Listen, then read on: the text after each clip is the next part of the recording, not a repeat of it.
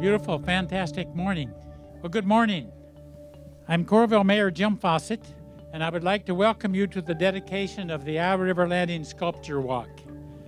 The 11 sculptures that you see throughout the Iowa River Landing today were created by Iowa artists. Each has a connection to one of the books or poems in the Iowa Writers Library, which is found here at the Coralville Marriott. The sculptures are a beautiful addition to the continued redevelopment of this former industrial park.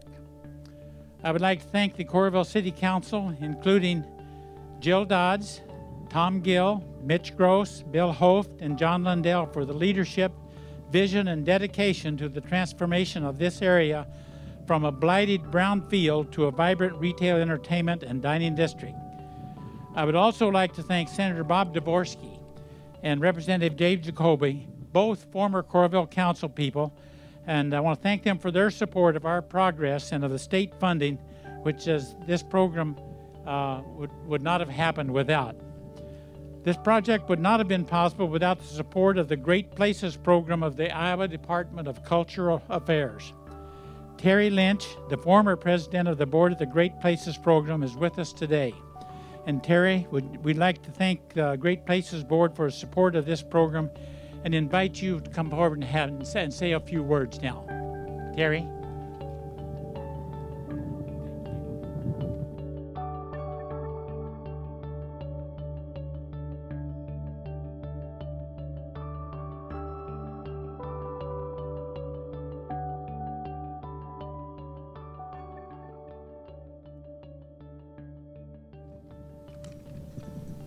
Ellen said I had 45 minutes. Thank you, Mayor. On behalf of the state of Iowa, the Department of Cultural Affairs, and the Iowa Great Places program, Governor Branstad, Mary County Director of the Department of Cultural Affairs, Nick Glue, who is the current board chair of Iowa Great Places, and Chris Kramer, Deputy Director of the Iowa Department of Cultural Affairs. We want to acknowledge the local project leaders, Ellen Habel, Assistant City Manager of the City of Coralville, and John Kenyon, the Executive Director of the Iowa City UNESCO City of Literature. I want to take just a couple of minutes to tell you about the Great Places program. It was created in 2005, about 8 years ago. It was designed to cultivate the unique and authentic qualities of Iowa neighborhoods, districts, communities, and regions in order to make them great places to live and work. It was also meant to align state resources with local assets. To that end, I am proud to say that in the 8 years that this program has been alive, the state has provided $13 million in funding to the 28 Great Places. Now, that's a great number, but let me tell you what that money leveraged. $400 million in public and private funding for projects that have been completed or are under construction at this time. That actually translates to, if you just look at the private funding, some people are a little sensitive about saying that public money leverages public money.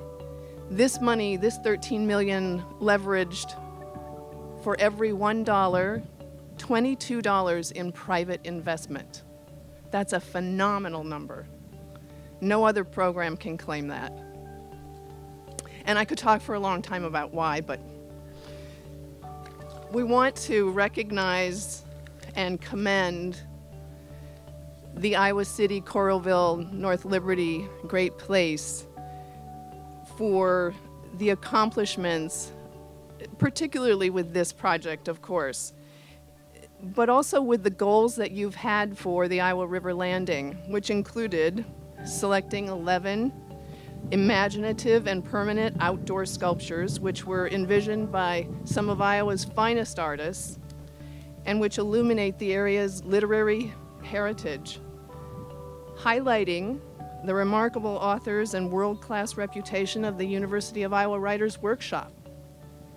drawing visitors from outside the area, introducing them to the Iowa River Valley, and promoting cultural and recreational tourism, providing art for public enjoyment at no cost, employing Iowans, from the engineers and designers who finalized plans for this project to the artists and sculptors who have created these works, and for increasing the awareness of the area as a UNESCO City of Literature. You're one of 6 cities in the world with this designation. Your realization of these goals has truly enhanced the vitality and quality of life for your region. The Iowa River Landing Project is another reason why the Coralville, Iowa City, North Liberty region is a great place for Iowans to visit, work, play, and call home. Thank you very much.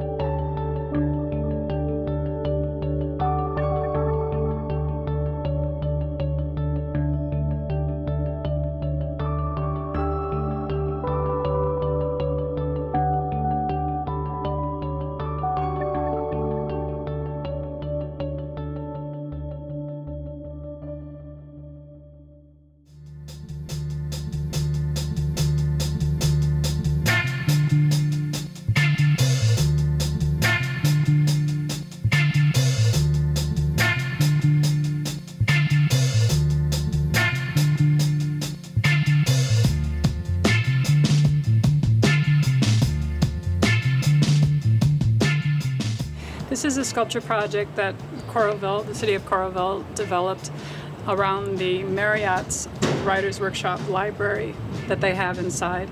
We were asked to choose a piece of work by a participant or an instructor at the Writers' Workshop and come up with a piece that kind of symbolized one specific work. In my case, I chose Marilynne Robinson's book, Gilead, which won the Pulitzer, I believe, in the early 2000s. And it's a story of a family of elderly man who's telling the story of his life, his father's life and grandfather's life to his young, very young son. And so my piece depicts those generations with the three layers, 3 outside layers, and then the middle post. Well, I like to work with abstract art, metal. The simplicity is something that I have used over and over again. I like to kind of have it speak for itself, and in this case I think this kind of embodies that as far as just being very minimally worked with and not a lot of stylization. It's kind of a simple piece. The base and everything is part of the piece for me. I made it so that there are no welds on the outside of the outer tube. The welds that are holding that in place are all on the interior, so you can't actually see them. It's actually been very enjoyable working with the City of Coralville. They have taken the whole project very seriously and have thought ahead and tried to see all the difficulties that might arise or all the questions and complications that might happen in the course of this, as far as just logistics, placing things, all that type of stuff that comes up when you're putting down great big pieces of metal and securing them for a permanent piece. There's a lot that goes into that, and they've done an excellent job of thinking through all of the ramifications of their choices and conferring with the artists, and it's been a great joy, and I really appreciate all of their work and their idea to have something like this and to have art out for the public. It's always a great opportunity when you have such a beautiful space like this to put art out where people can come and enjoy it. This is very accessible, and it's a good way for people to participate and to learn more about the area and the history of the Writers' Workshop. Thank you so much, Terry. Thank you for the funding, and thank you for the Great Places commitment to projects like this.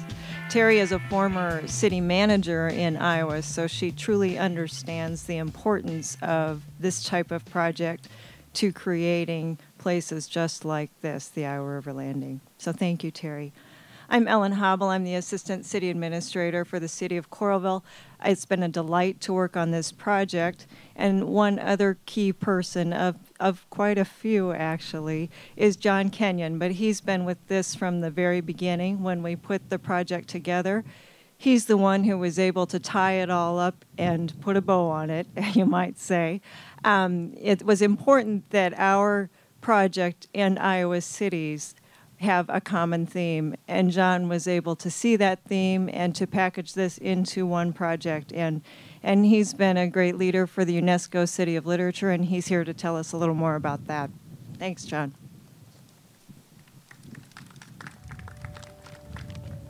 Well, good morning. Thanks for having me. So in an essay for a book about the Iowa Writers Workshop, Stephanie Brown, a graduate of the program, wrote lovingly of her time in the area, noting particularly its terrain. "It seemed to me sometimes that I was living in the most beautiful place on earth," she said. "I did not have a car while there, so I walked most everywhere when the weather permitted, and I felt the way the landscape gently rolled along, watched the river rush through, took in the green grass and the wide open spaces, the beautiful old houses." What Ms. Brown appreciated, and what others perhaps take for granted about our area, is what the communities covered by the Great Places designation for Iowa City, Coralville, and North Liberty seek to protect, enhance, and promote through the Great Places funded projects. In particular, we're here today by the edge of that river, calm, thankfully, to celebrate the way Coralville has chosen to capture the spirit of what Ms. Brown so enjoyed about the area, while leveraging our unique designation as a UNESCO City of Literature. When I discuss that designation of one of 6 cities of literature in the world, I feel it's important to point out that writing and culture and creativity do not stop at city borders, and our literary culture is accordingly regional in nature.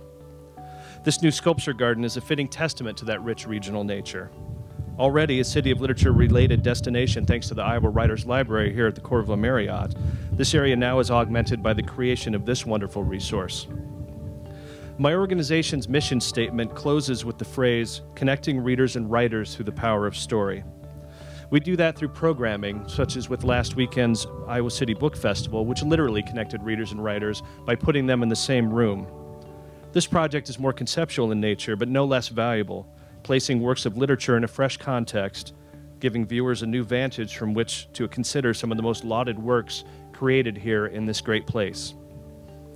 On behalf of the City of Literature and everyone covered by this Great Places designation, I would like to thank the Great Places Board for recognizing the value of this project and the City of Coralville for embracing the regional nature of this designation with a project that so beautifully celebrates our area's rich literary culture.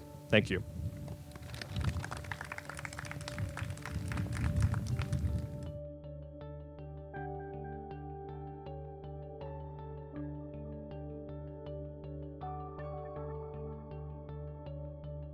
This is Convergence by Victoria Reed. It looks very different in different types of light. Of course, in the afternoon, it gets a lot of sunshine and it's very bright and almost luminescent. Alison can tell you a little more about the literary reference. So the literary reference that she chose for this was one of Jory Graham's poems from The Dream of the Unified Field, which won the Pulitzer Prize in 1996. As she said in her comments, that even though it's a human form, what she's really getting at is memory.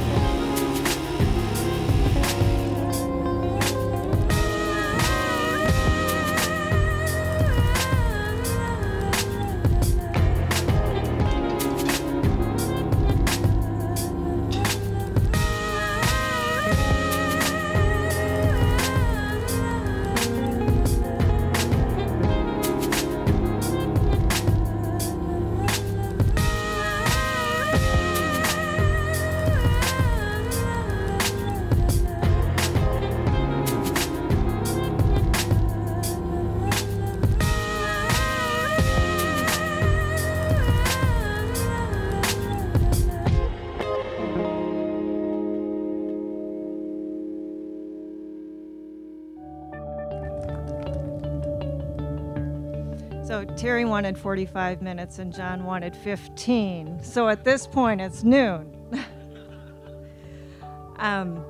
I would also like to thank John for all of his work on our grant coordination and promotion of this project. In addition to the Great Places funding and its importance, the city's funding is an important part of this as well. And I'd like the city council members that are present to stand. We have Mitch Gross, Jill Dodds, and Mayor Pro Tem John Lundell. Thank you for your assistance. And Mayor Fawcett as well. Thank you for your 40 years of dedication to the city. Senator Bob Dvorsky is in the front row. Senator, would you please stand? None of this is possible without funding from the legislature. As Terry mentioned, the selection committee for this project had a difficult task, narrowing it down to 11 sculptures from submissions from Iowa artists.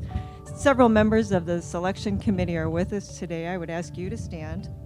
Dr. Rami Boutros of the University of Iowa Hospitals and Clinics, Linda Farkas, who lives in this area, one of the very first residents, Mayor Fawcett, Jan Finlayson, Alison Ames Galstad, who's also the director of the Coralville Public Library, maintains the Iowa Writers Library, and has been a true resource for this project.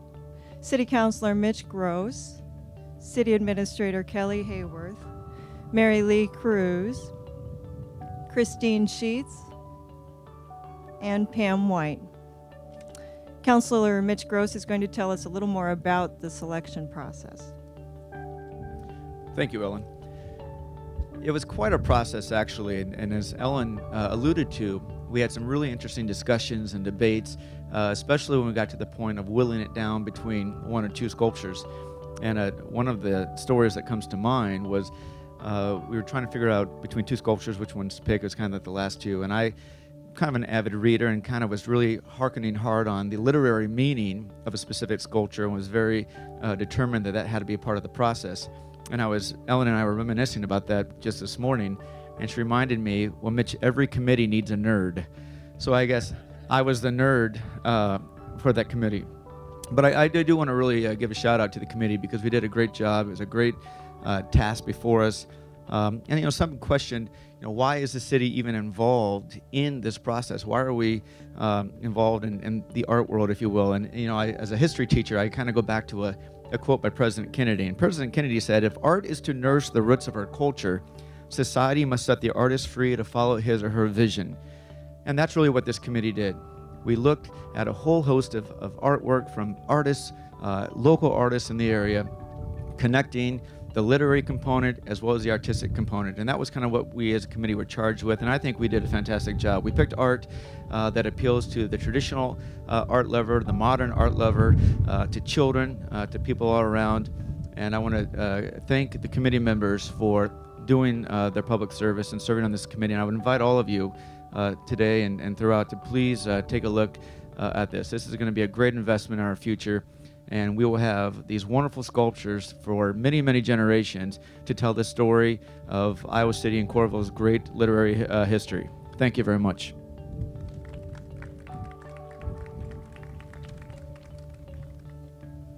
And Mitch is right about one thing. That this is a fantastic project with many fantastic Iowa ties, but the nerd comment was paraphrased, I assure you. The next group that I really feel privileged to recognize those that are with us today is the sculptors. This has been a group that's been a pleasure to work with. I'd like to ask them to come forward here by the podium.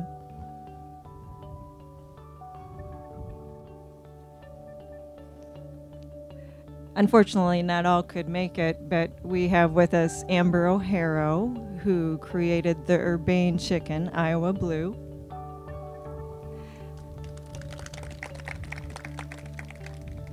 Skip Willits, 1,000 Acres, which is located in front of the clinic on East 9th Street. Anthony Castronovo from Iowa City created Trillium, the flower, which is just south of me here. Kristin Garnant from Comanche, Iowa. Gilead, out here on Quarry Road, just in front of Konomi. Dan Perry from Cedar Falls, Alidade, up on the north end of the trail. And Bunak Thamavong from Swisher. Bunak created Prairie Breeze Bench, which is over here on the east end of the trail, and also from the river, the Fish, which you would find located near the north parking ramp, just north of the hotel. I'd like to thank all of you for your creation, your imagination. I think that you've added something truly exceptional to the Iowa River Landing. Thank you so much.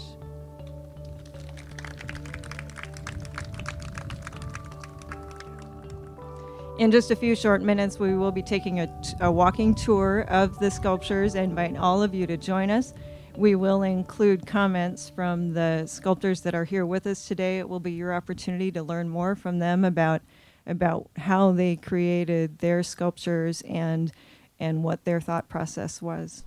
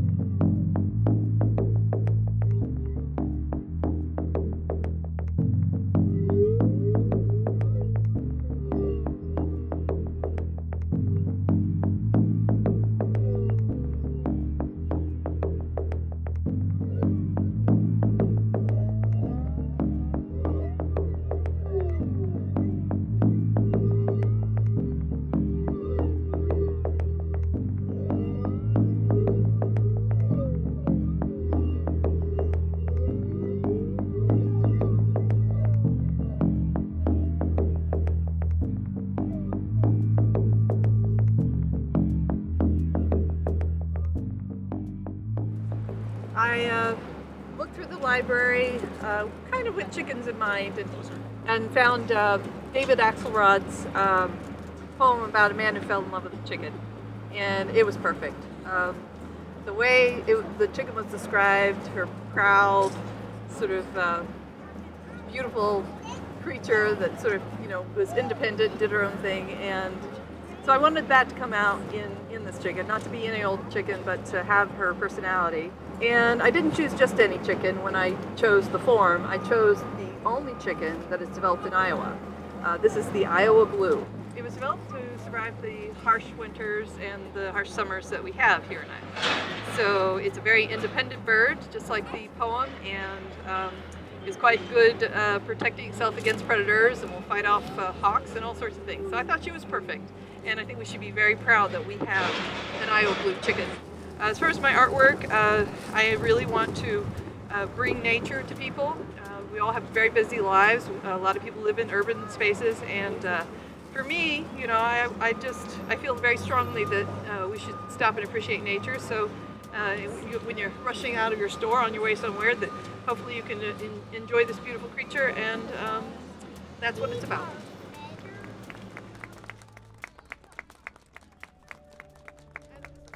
Assistant, he built this thing with me. I couldn't have done it without him.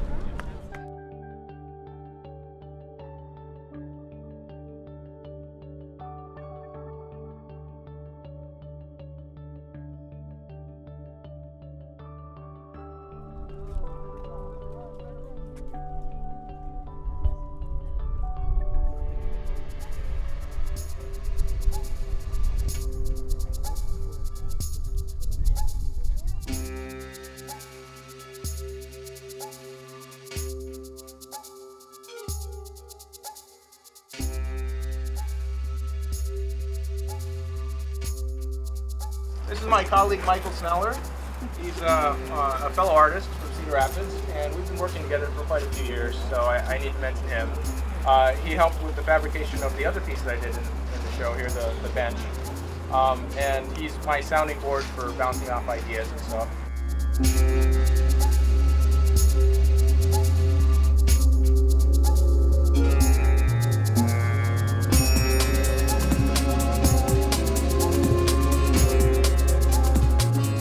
As far as the sculpture is concerned, I'm pretty obsessed with aquatic creatures and river creatures, and when I got the chance to submit for this sculpture, the first thing I thought was the carp.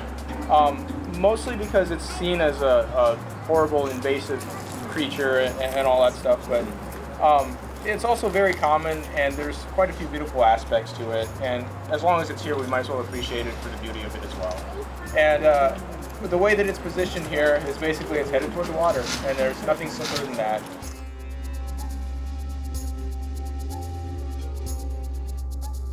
The piece of literature that it's based off of is a Carver poem where he kind of expounds on his love of the rivers and the source of the rivers and the end of the rivers. He was at a moment in his life at a divergent point, and he stood beside a river at the opening of the river toward the ocean. And he was kind of expounding on how his life was a bunch of tributaries flowing into one giant meeting place. All this mixture of water coming together, and that's where I hope this piece is. As you're coming down those stairs and you're viewing an event here, all the things kind of happening and culminating, and this it's just a comma next to the rest of the sentence, basically. So thank you very much for including me in the show, to everybody that was involved, and I hope it's enjoyed for a long time to come.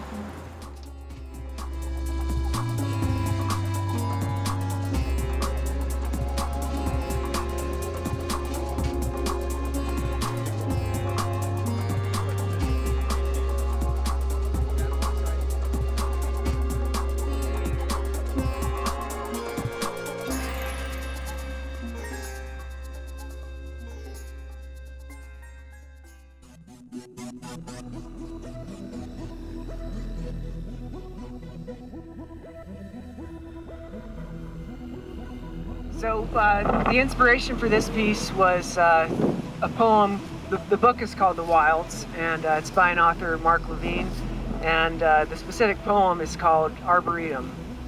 And in the poem, Levine describes children walking through this arboretum, and the work is kind of post-apocalyptic, like dark futuristic stuff. And the scene in the Arboretum, it sort of describes this futuristic scene where, all of the trees have been harvested for their products, and there are not that many plants remaining. And then it also gets to this one point where they're looking at this maple tree that's been so domesticated that it has to be inside this glass enclosure with filtered air and filtered water, and it basically wouldn't be able to live without human intervention somehow. So that resonated with me. You can see right now it's moving. It only moves, throughout the day it moves every 5 minutes, and it does a little wiggle like that. So yeah, he was describing this plant, that could not live without human intervention, and that really resonated with me. I've been doing robotic flowers like this for a few years.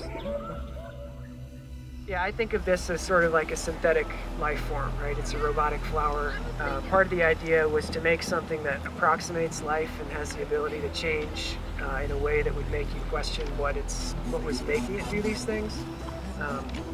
So the flower opens and closes every day. In the morning it opens, at night it closes and lights up. But throughout the year it changes also. So as the temperature increases throughout the year, it opens more and more every day. So in the middle of summer, it will be open really fully with the petals draping down. Right now, it's open, sort of partially. And in winter, when it's freezing, it stays in a dormant phase and doesn't open, but it still would light up at night. And the whole thing is solar powered, so the panels on the leaf charge a battery that's inside the sculpture, and that's what drives it.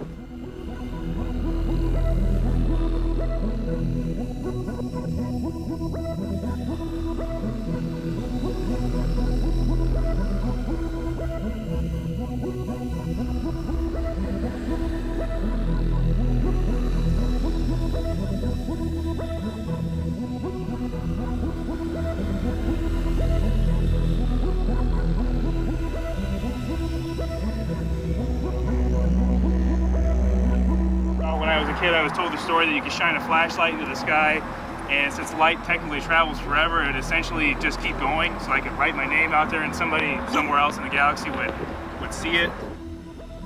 Whether or not they could read it or not, but my imagination between that and my little Kmart telescope, I thought I could send these messages. So between that, I kind of came up with the forms with this. So like the picket fence references like a backyard, and the telescope form actually is kind of a megaphone also, so it can send and receive messages. It also kind of condenses it. It also talks about the passage of time, because since we're rotating and the sculpture, as far as the Earth goes, and the sculpture is fairly part of that rotation, you can see the stars move, so every different night it's going to be a different positioning, so it does show a passage of time. But thank you all to the committee and City of Coralville, especially for helping with the installations, and hopefully you enjoy it.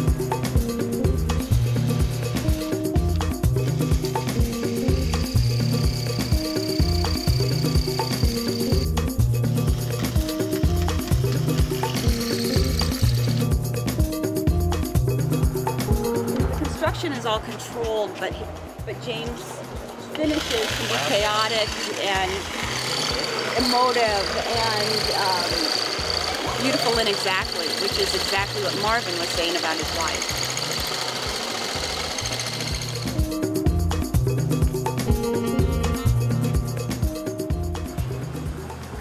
So this is actually literal, the poem anyway, to his wife Dorothy. Marvin Bell is Iowa's first poet laureate, and he's a wonderful poem. And if you haven't seen Nightworks, it's just a gorgeous book. You have to, and that's to Dorothy's in Nightworks. I don't have a whole lot more to say about Marvin Bell. I think most people probably know him. He's around all the time. A little fun fact is that he did the dedication poem for the Iowa City Public Library. And Iowa's second poet laureate, Robert Dana, did our dedication poem at the Coralville Public Library. So.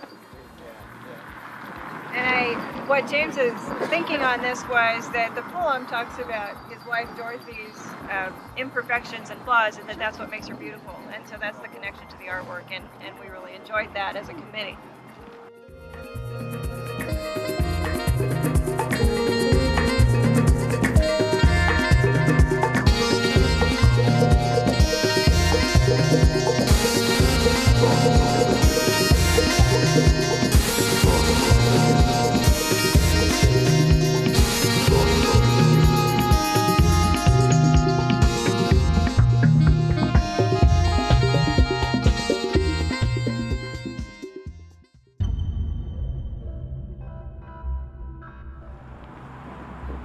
I think probably many of you are familiar with this novel by Kurt Vonnegut, and the sort of the famous,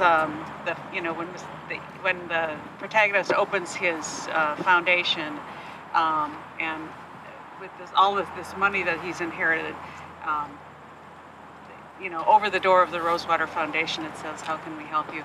And so you can see that that's saying is around the bottom, and I haven't seen this at night yet, but this is the only one of the sculptures that's actually lit. So it's kind of fun that it funnels up through the sculpture. So Vonnegut is obviously one of the key people that people always associate with the Writers' Workshop. He was in Iowa City for a long time, and his house is on the tour. If you have the app for the City of Literature tour, his house is on that. And anyway, it's fun to have one of the pieces inspired by Vonnegut because so many people associate him with the workshop.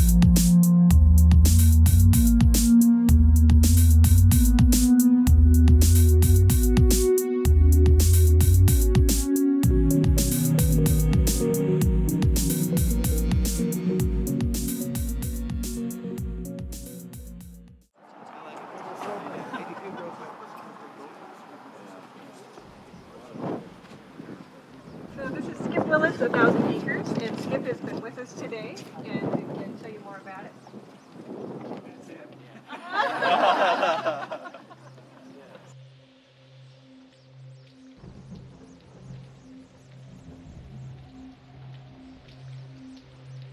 When we're trying to decide, what are we going to submit for the show, and again, that in itself is done. Yeah. It's got 800 possibilities. Right. And then when I hit on Jane Smiley, I had read it before. And, and originally what I read with Jane Smiley's book is I could just picture these, I pictured them as big land-going ocean sailboats, where they were sailing through the Iowa cornfields. And that's what I always pictured. And then I always was fascinated again by the, I've always used corrugated off and on. I've always come back to the product. This is what I call railroad trapping. And I've developed this over a number of years. It's just literally torch welding. First I arc weld the frame together and then attach this pieces of it to the frame and then just start building off of that with a torch. Yeah.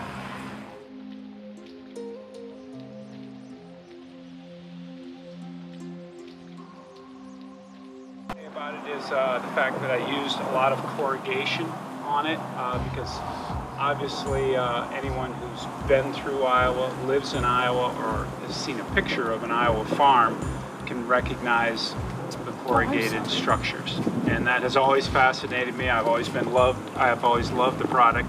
And then also when we're installing this, I learned something new, and I can add it to my bois, my speeches, so to speak, is that Eric, who's the videographer for the City of Coralville, was filming me installing it, and he started talking about how not only is this an iconic symbol of Iowa, so to speak, but it's throughout the world. Corrugation has changed the world. I mean, a lot of people are now able to have homes, somewhat temporary, but at least a protection from the weather. A very simple product to put up and to use for protection. So I thought that was quite interesting. I had never looked at it from that point of view.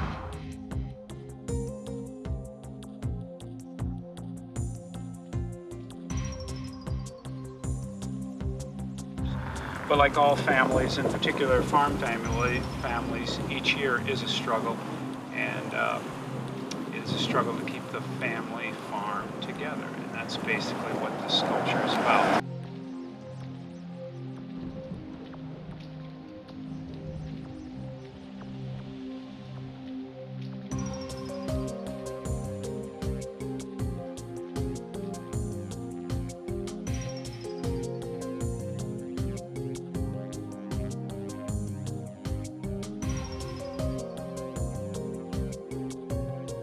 And one other thing, I just want to say how fortunate I think I am to be able to be in this show with all these other sculptors and to be been chosen to be with them. Because a lot of these sculptors I know, and some of them I've just met, but I'm just glad to be included with them. Thanks a lot for sticking around for the whole walk, too, now that the sun has disappeared. Thank you.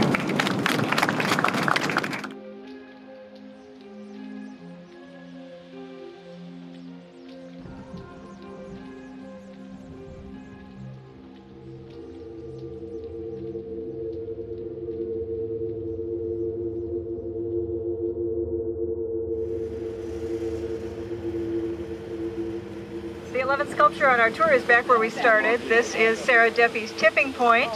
Sarah Deppy is another undergraduate, she was another undergraduate student at the University of Northern Iowa and currently in graduate work at the University of Wisconsin-Madison. Alison can tell us a little more about the literary reference. This is another Jory Graham poem. The particular poem is Sea Change, and again, it's also sort of in environmental references in this poem, especially the threats of overpopulation. And the cutouts that she did refer to sort of the, the voids in human maybe awareness, we might say, referenced by Graham in her work.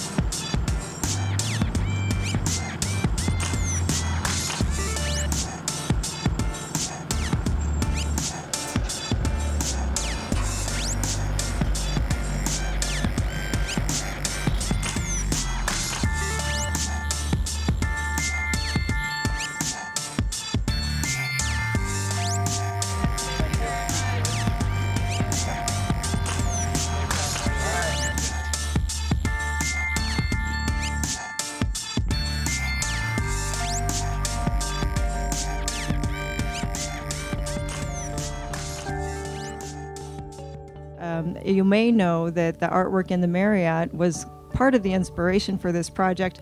The artwork in the Marriott was also created all by Iowa artists. It's fairly unique as a hotel in that way, and you're invited to also go ahead and take a tour of that artwork. It's very, very nice and has been in place since 2006.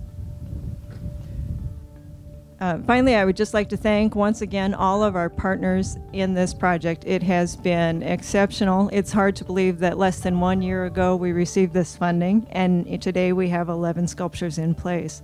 And we appreciate everyone's help with that and assistance, and we are so looking forward to the permanent enjoyment of these sculptures. Thank you so much.